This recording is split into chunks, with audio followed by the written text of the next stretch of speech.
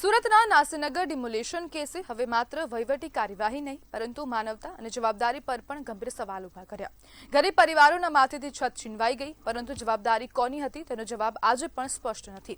ગુજરાત હાઈકોર્ટે પણ કડક શબ્દમાં સવાલ કર્યો છે કે જો સુરત મહાનગરપાલિકાએ ડિમોલેશન કર્યું જ નહોતું તો તેના અધિકારીઓ સ્થળ પર શું કરી રહ્યા હતા? પોલીસનો આટલો મોટો કાફલો શા માટે તૈનાત હતો? વીજ કનેક્શન કોના આદેશથી કાપવામાં આવ્યા? એક મહિનો વીતી ગયો છતાં પણ જવાબદારો સામે શું કાર્યવાહી થઈ? આ સવાલોના સંતોષકારક જવાબ ન મળતા હાઈકોર્ટે મનપા અને તંત્રની કામગીરી પર અસંતોષ વ્યક્ત કર્યો। કાયદો દરેક માટે સમાન હોવો જોઈએ, પરંતુ ગરીબોના ઘરો તોડી નાખવામાં ઉતાવળ અને ત્યારબાદ જવાબદારીમાંથી બચવાનો પ્રયાસ આ લોકશાહી માટે ચિંતાજનક છે।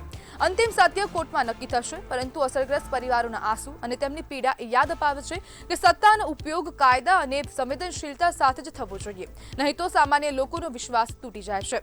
અને જો આ સુરતમાં નાસીનગરનું આજે ડિમોલેશન કરવામાં આવ્યું તે ડિમોલેશન ક્યાંક ને ક્યાંક ટોક ઓફ ધ ટાઉન રહ્યો છે। એક મહિનો થઈ ગયો છે આ ડિમોલેશનને, છતાં પણ જે જવાબો મળવા જોઈએ તે જવાબો મળ્યા નથી। આપણી સાથે નાસીનગરના સ્થાનિક સરફરાજ ઘાસવાલા જોડાઈ ગયા છે। સરફરાજભાઈ, ઘર તૂટ્યા પછી હાલ ત્યાં જે લોકો વસી રહ્યા છે તે લોકોની હાલત કેવી છે?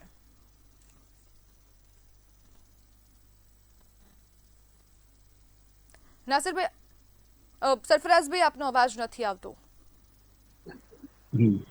નમસ્કાર મેડમ જી, હવે જે લોકોની જે આ હાલત છે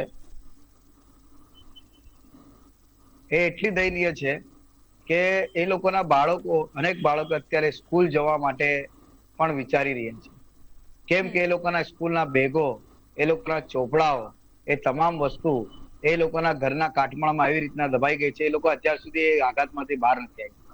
સાથે મહિલા સશક્તિકરણની વાતો કરતા આજે 1 મહિના સુધી એ લોકો કગડતા રહ્યા કે ઉપર નીચે જમીન ઉપર આસમાન, એની વચ્ચે એ લોકો આટલે ધૂપ તાપની વચ્ચે પણ એ લોકોને, મહિલાઓને જયારે ટોયલેટની વ્યવસ્થા ના હોય, બાથરૂમની વ્યવસ્થા ને તમે એક વેદના તમે સમજો કે એ લોકો કેવી રીતના 1 મહિના સુધી જયારે કોર્પોરેશન ખોખો રમતી હતી કે આ તો આ ઝોનની પેલું ઝોન, કમિશનર જયારે પહેલી વાર ના પાડે કે આ તો અમે નથી કર્યું, પાછળથી કે અમે કર્યું, આ સવાલો જવાબોની વચ્ચે આ 150 પરિવારો જે એ લોકોએ વેદના ઝેલી છે ખાવાની પીવાની, તંત્ર તરફથી એક પાણીનું બોટલ પણ એ લોકો નથી આપવામાં આવ્યું।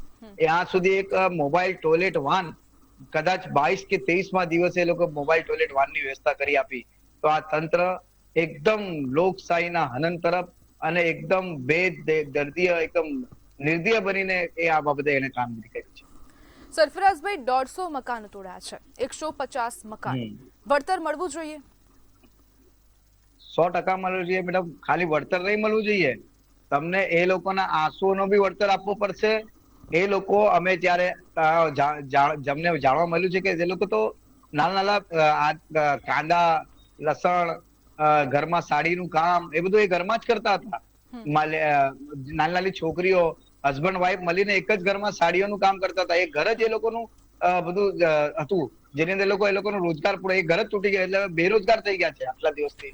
એ લોકો પાસે રોજગાર માટે પણ કઈ નથી, તો એ લોકોની રોજગારી બી છીનવાય છે। તો એ લોકોને પર ડે એ લોકોને રોજગાર પણ આપવું જોઈએ મેડમ, કે આટલા દિવસ થયા છે તો એ લોકોને એક ફાઇનાન્સ પણ આપવું જોઈએ। આ લોકોને ઘર તો જો આપવાનું જ છે, કેમ કે તમે એ લોકોને આશરો છીનો છે। સરફરાજભાઈ, હવે સમગ્ર મામલો હાઈકોર્ટમાં છે। હાઈકોર્ટ કડક વલણ અપનાવી રહી છે તંત્રની વિરુદ્ધ। શું લાગે છે કે ન્યાયની અપેક્ષા છે ખરા? મેડમ, એક સાચી વાર્તા કહીએ તો જે હિસાબે આજનો દોર, જે હવે આજમાં જે શાસકો જો શાસન કરી રહ્યા છે, એમાં તમે અત્યારે રામ મંદિરનો મુદ્દો જોઈ લો, તમે અત્યારે જંગલેશ્વરનો ડિમોલેશનનો મુદ્દો જોઈ લો, કે આગળની અનેક અત્યારે પ્લેન દુર્ઘટના જોઈ લો અમદાવાદની, માત્ર એક જ તથ્ય તમારી સામે આવશે કે આ તંત્રનું, કે સરકારનું એક જ તપાસ સમિતિ છે, તપાસ થાય છે, તપાસ કરીશું, અમે ના હતા, પેલા એ કર્યું છે, અમે આ તપાસનો વિષય છે। સુરતમાં બી એ જ આપણે સાંભળ્યું છે, આગળ બી એ જ સાંભળ્યું છે, ને હજુ બી આપણે અમુક વિવિધ મુદ્દાઓમાં આ જ સાંભળી રહ્યા છે। પણ જે ન્યાયની જે પરિભાષા છે, જે ન્યાય લોકોને મળવું જોઈએ, જે ન્યાય માટે લોકોની આશા છે, જે શાસન, જે લોકો આજે ટેક્સના નાણાં, એ લોકોના મહેનતના જે કમાઈ અને જે આશા અને જે વિશ્વાસ સાથે સરકારને મત આપે છે, જે સંવિધાનના મતે રૂપે કે ભાઈ અમે જ્યાં મત આપશું તો આ સરકાર બનશે, શાસન થશે, સારું શાસન થશે, અમારા માટે થશે, અમારા હિત માટે થશે, અને બાબા સાહેબ આપેલા જે સંવિધાનના રૂપે છે, તે એવું કશું જ નથી, લોકોની મનમાની અને માત્ર ને માત્ર ભ્રષ્ટાચાર અને પૂંજીપતિઓના માટે આ તંત્ર કામ કરતું હોય એવું હવે દેખાઈ આવે છે. જી બિલકુલ સરફરાઝભાઈ, જોડાવા બદલ આપનો આભાર.